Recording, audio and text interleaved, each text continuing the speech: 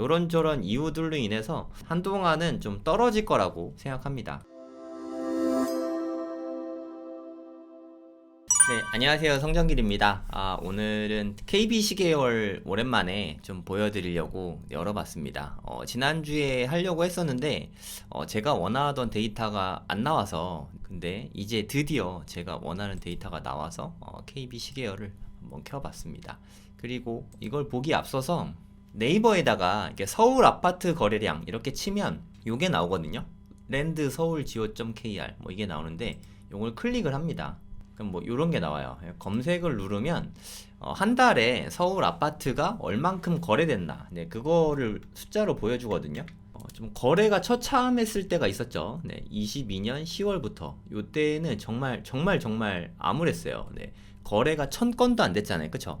이거는 거의 뭐 대부분의 부동산들이 개점 휴업 중이라고 생각하시면 됩니다. 그래서 공인중개사 하시는 분들, 부동산 사장님들이 이때 되게 많이 문을 닫았어요. 네, IMF 때도 이렇게 힘든 적은 없었다, 막 이런 말씀 하시면서 이때 진짜 부동산이 문을 많이 닫았습니다. 그만큼 정말 힘들었어요.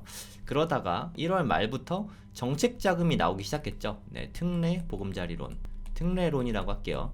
이 특례 대출이 나오면서 그 다음부터 거래량이 늘면서 3,000건대가 됐죠. 9월로 이제 거의 대부분은 이제 마감이 됐거든요. 일반형은 거의 여기서 끝났기 때문에 이 다음은 이제 줄어들 거다, 이렇게 예상을 하고 있었어요. 10월 현재 877건인데 이게 하루에 100건도 안 되거든요, 요새. 또 우리나라에 부지런한 분들 되게 많잖아요. 매일매일 들어가서 체크하시는 분들이 계신데 그분들이 네, 오늘 몇 건인지 이거 일일이 다 체크를 하셨어요. 10월 들어서 100건이 넘는 날이 하루인가 밖에 없었다고 합니다. 그러니까 제 생각에 10월 달은 아마도 한 1500건 안팎이 되지 않을까 싶거든요. 적으면 1000건 미만일 수도 있는데 아마 그렇게까지 적진 않을 것 같고 한 2000건은 넘기 쉽지 않을 것 같아요. 그럼 대략 한 요 정도? 1월 달 거래량 정도 나올 걸로 보이거든요. 그러니까 특례론이 마감되면서 이제 분위기가 확실히 좀 다운될 것 같은 생각이 들었거든요. 근데 지난주 것까지에는 시계열에 그게 명확하게 잘 안 보였어요. 근데 확실히 이번 주 되니까 그게 좀 경향이 뚜렷하게 나타나서 이제 좀 때가 되었다 하고 이제 시계열을 한번 보여드리도록 하겠습니다. 거래량이 이제 확 줄어든 게 보이죠? 꺾인 게. 제 생각에 꺾인 상태로 꽤 오래 가게 될 것 같아요. 네, 최소한 한 1, 2년 정도는 이 꺾인 상태로 가지 않을까 싶어서 좀 걱정이 되긴 하거든요. 네, KB 주간 시계열을 보면 이번 주 거 보기에 앞서서 경향을 알아야 되잖아요. 그쵸? 경향을 먼저 좀 같이 보면 제가 2008년도가 좀 많이 상승했었다 그랬잖아요. 그쵸? 예, 보시면 2008년도가 대략 한 여기까지 엄청 상승했죠. 네, 여기까지는 상승하는 게 보이죠. 서울 경우에. 그리고 여기서부터 이렇게 하락하는 게 보이시죠? 2009년 뭐 요때는 좀 하락이 있었어요. 물론 강동구는 요때 뭐 증가한 게 좀 일부 있었지만 어차피 나중에 다 토해내게 됩니다. 2008년은 상승, 2009년부터는 하락, 뭐 이렇게 생겼다고 보시면 되는데 2009년에도 2009년 말 되니까 갑자기 막 올랐죠. 제가 말씀드렸었잖아요. 이때 분양시장이 갑자기 엄청 뜨거웠다, 이런 말씀 많이 드렸죠. 미래에서 왔습니다 영상 보시면 이때 분양시장이 다 완판되고 막 장난 아니었어요. 그쵸? 경쟁률 되게 뜨겁고 그러면서 분양가가 올라가면서 그때부터 막 미분양이 나기 시작했거든요. 그리고 2009년 말부터 진짜 본격적인 하락장이 시작됩니다. 다시 2008년 말 2009년 초까지는 완연한 하락장이다가 잠깐 반등을 했었어요. 그쵸? 잠깐 반등을 했다는 게 중요합니다.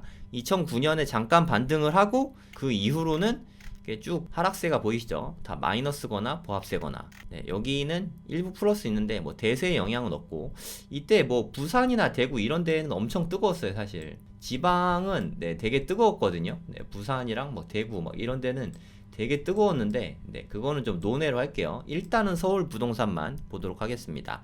2011년에도 계속 조용했죠. 2012년에도 조용하고 오히려 좀 막 떨어졌죠. 계속 떨어졌습니다.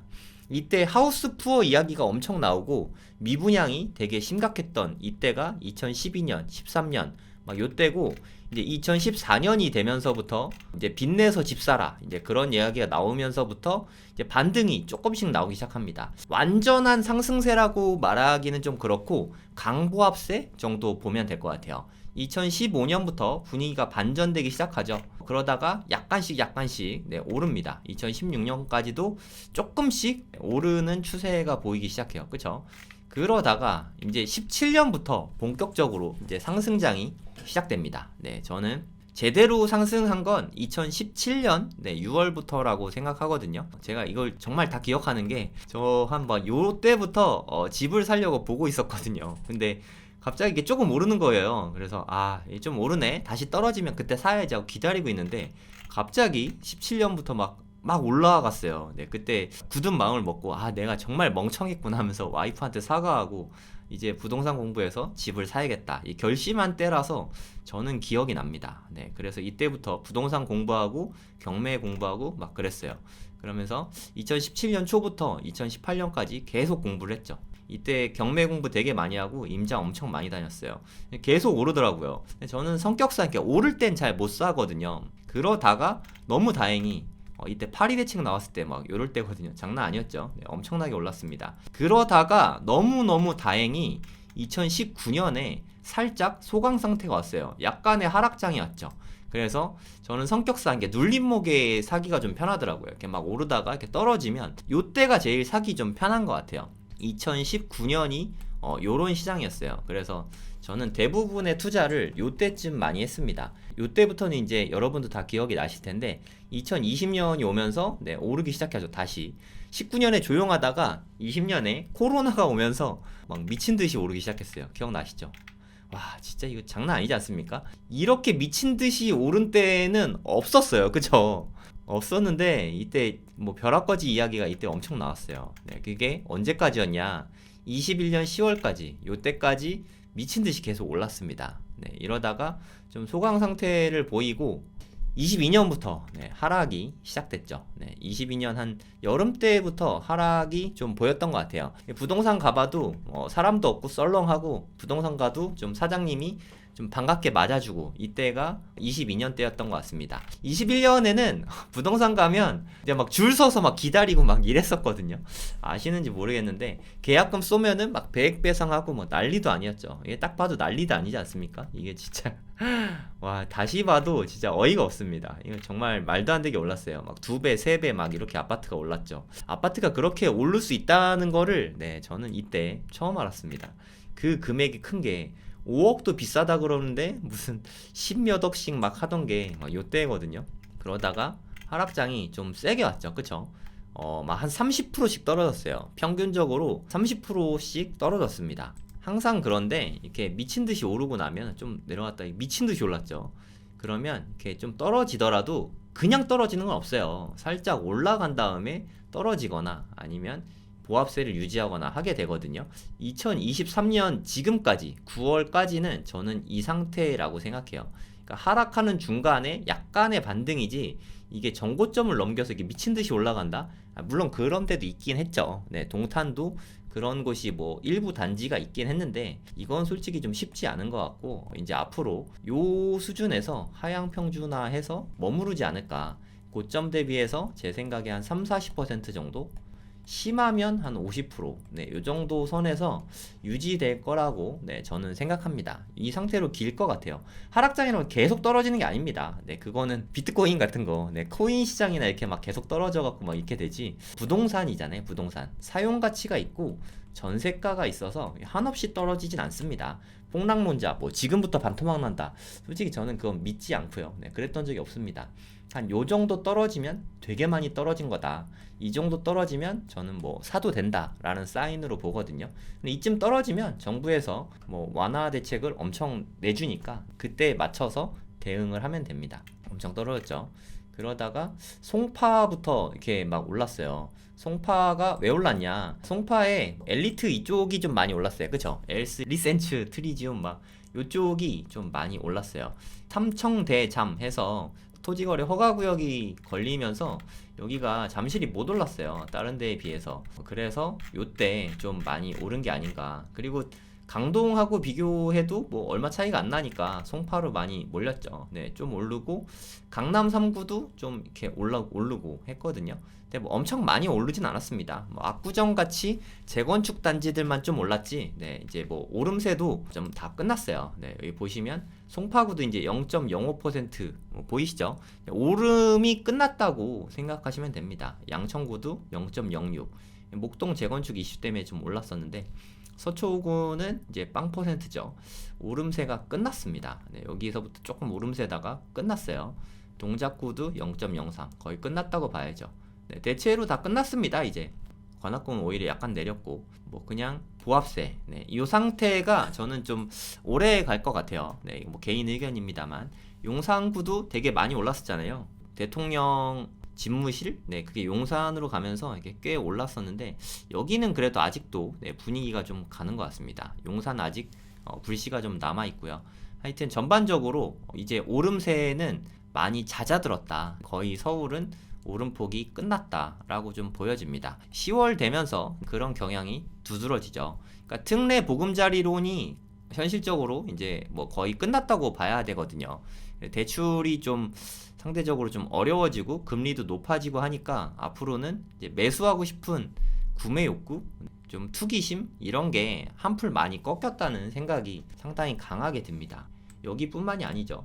부산은 사실 뭐 반등을 아예 못했어요. 네, 부산은 반등을 못했는데도 제가 느끼기엔 너무 비쌉니다. 대구는 뭐 일부 반등하고 있다는 얘기도 있는데 대구는 좀 조심하세요, 여러분. 이게 막 대구에 분양권 지금 뭐 사러 간다 막 이런 말씀 하시는 분들 있는데 저는 좀 진짜 조심하셨으면 좋겠어요. 오를지 내릴지 저는 솔직히 잘 모르겠는데 지금은 좀 조심할 때가 아닌가 하는 생각이 저는 듭니다. 좀 제일 많이 떨어졌던 데가 세종시랑 대구광역시랑 여기가 좀 먼저 떨어졌죠. 네, 세종시는 거의 뭐 대전이랑 한 몸이라고 생각하면 되고 너무 일찍부터 얘네들은 떨어지기 시작해서 최근에 좀 대전에는 반등이 꽤 많았죠. 네, 세종시도 좀 올랐고 대구는 아직까지는 뭐 중구는 좀 오르긴 했는데 아직까지는 좀 하락세입니다. 네, 대구에 들어가는 거는 투자 목적으로 대구에 등기 치는 거는 잘 모르겠습니다. 신중하셨으면 좋겠어요. 그리고 뭐 인천, 뭐 송도를 바탕으로 송도가 좀 많이 떨어졌었죠. 인천도 하락세가 세다가 송도를 중심으로 좀 반등을 했어요. 송도가 연수구에 있죠. 네, 연수구에 있는 송도를 중심으로 해서 좀 꽤 반등을 많이 했습니다. 근데 이제 앞으로는 잘 모르겠어요. 네, 이미 어느 정도 반등이 있었기 때문에 계속 오를 거다라고 보기는 좀 희망회로일 것 같아요. 네, 저 하락론자 아닙니다. 그냥 흐름이 있는 거잖아요. 그죠? 네, 지금 이제 오를 만큼 오른 것 같고 다시 좀 하락할 것 같아요. 대전도 보면 네, 요때 좀 반등했잖아요. 그쵸? 아까도 말씀드렸지만 대전이랑 세종시는 뭐 거의 한 몸 같은 애예요. 그러니까 한쪽이 물량 많으면 같이 떨어지고 서로 물량 없으면 뭐 같이 오르고 너무 많이 둘 다 떨어져서 좀 반등을 했었죠. 반등세가 이제 많이 잠잠해졌어요. 이제 거의 이제 마무리되지 않았나 싶습니다. 그리고 경기도 제가 관심 많은 서울하고 경기도에 저는 관심이 많습니다. 경기도도 좀 보시면 제일 뜨거웠던 데는 뭐니 해도 과천이죠. 그냥 이게 봐도 그냥 눈에 확 띄지 않습니까? 과천 때문에 사실 이번 주까지 좀 기다려봤어요. 여기에서 확 꺾이는 느낌이 났거든요. 0.06 되면서 이제 과천 상승세가 좀 끝났나 보다 했는데 그 다음 주 0.3을 또 찍는 거예요. 그래서 뭐지? 계속 오르나? 그럴 리가 없는데 했더니 역시 이번 주까지 기다려보니까 0.1 0.1이면 이제 상승세는 막빠지거나 끝났다고 보는 게 맞다고 생각하거든요. 다른 데도 뭐 반등세가 이제 좀 많이 조용해졌습니다. 전반적으로. 아무래도 좀 금리도 좀 비싸고 반등도 좀 와가지고 이제 오름세는 좀 마감이 된 게 아닌가 하는 생각이 들거든요.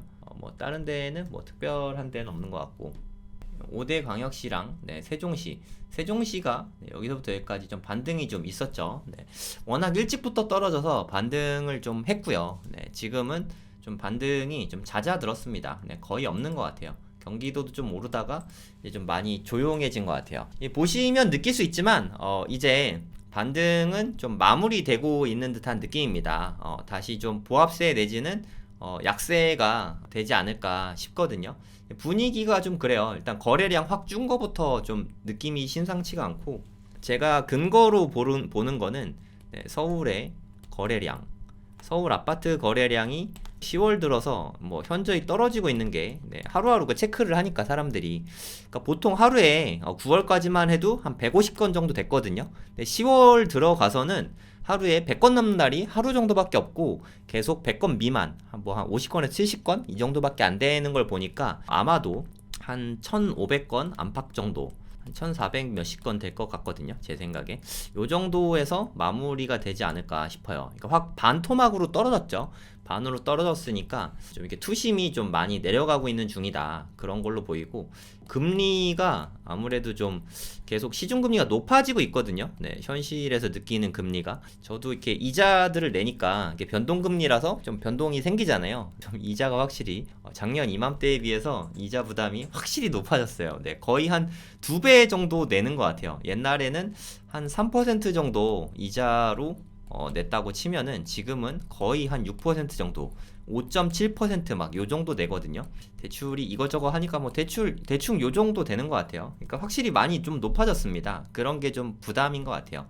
금리도 높아졌고, 그리고 반등을 하면서 가격적인 매력이 많이 사라졌죠. 그리고 매물 적체가 점점 더 심해지고 있어요. 네, 서울 매물 자체가 계속 쌓이고 있거든요.